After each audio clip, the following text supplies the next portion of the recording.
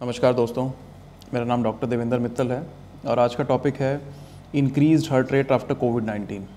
काफ़ी सारे लोग मुझसे सवाल पूछ रहे थे कि कोविड के बाद हमारा हार्ट रेट बढ़ गया है, हम क्या करें, कहीं हार्ट की बीमारी तो नहीं हो गई।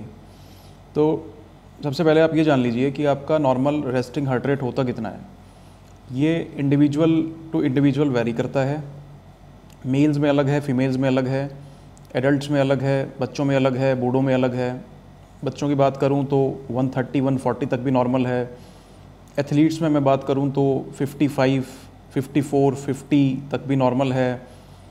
और एक resting heart rate normal individual में 60 to 100 बीट्स पर मिनट तक नॉर्मल होता है।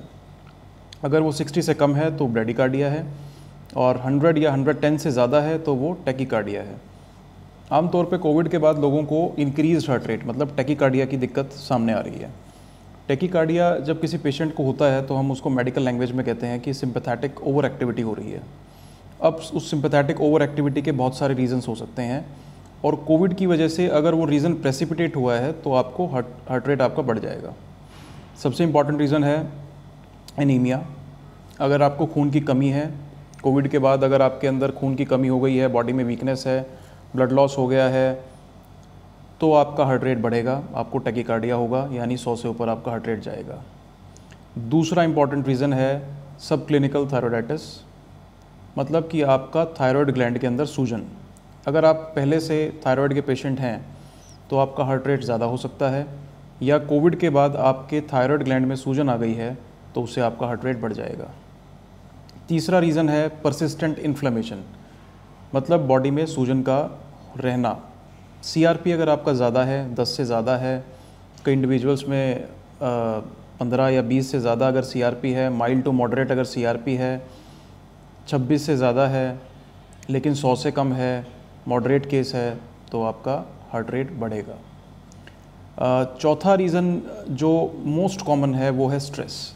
अगर आपको स्ट्रेस है कोविड के बाद या एंग्जाइटी है तो आपका हार्ट रेट बढ़ेगा। या आपने देखना है कि आपको एंग्जाइटी है या स्ट्रेस है या क्या दिक्कत है। अगर आप ये रूल आउट कर लेते हैं कि आपको हीमोग्लोबिन की कमी नहीं है, आपको थायराइड की प्रॉब्लम नहीं है, आपको इन्फ्लेमेशन नहीं है, तो मोस्ट प्रोबेबली ये आपको एंग्जाइटी या स्ट्रेस की वजह से हो सकता है।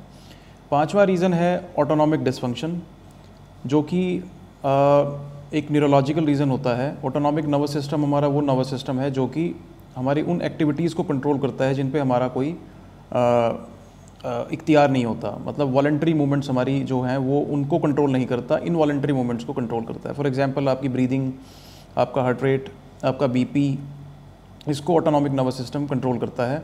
अगर ऑटोनॉमिक नर्वस सिस्टम में कोई दिक्कत है तो वो ECG आप करा लीजिए, उसमें आपको प्रॉब्लम आ जाएगी। और वो हार्ट रेट रिलेटेड इशू अगर ऑटोनॉमिक नर्वस सिस्टम के डिसफंक्शन वाला है तो ECG से पता लग जाएगा। और लास्ट रीज़न है कार्डियक रीज़न। अगर आप पहले से कार्डियक पेशेंट हैं या आपको कोविड के बाद मायोकार्डाइटिस हुआ है तो आप अपना 2D इको कराइए या ट्रॉप आई टेस्ट कराइए। अगर उसमें कोई दिक्कत आती है तो वो कार्डियक रीज़न की वजह से आपका हार्ट रेट ज़्यादा है। तो ये 6 रीज़न्स आपको पता होने चाहिए आपके हार्ट रेट के, और अगर आप इन 6 रीज़न्स को एक्सक्लूड कर देते हैं तब आप किसी डॉक्टर के पास जाके अपना इलाज कराइए।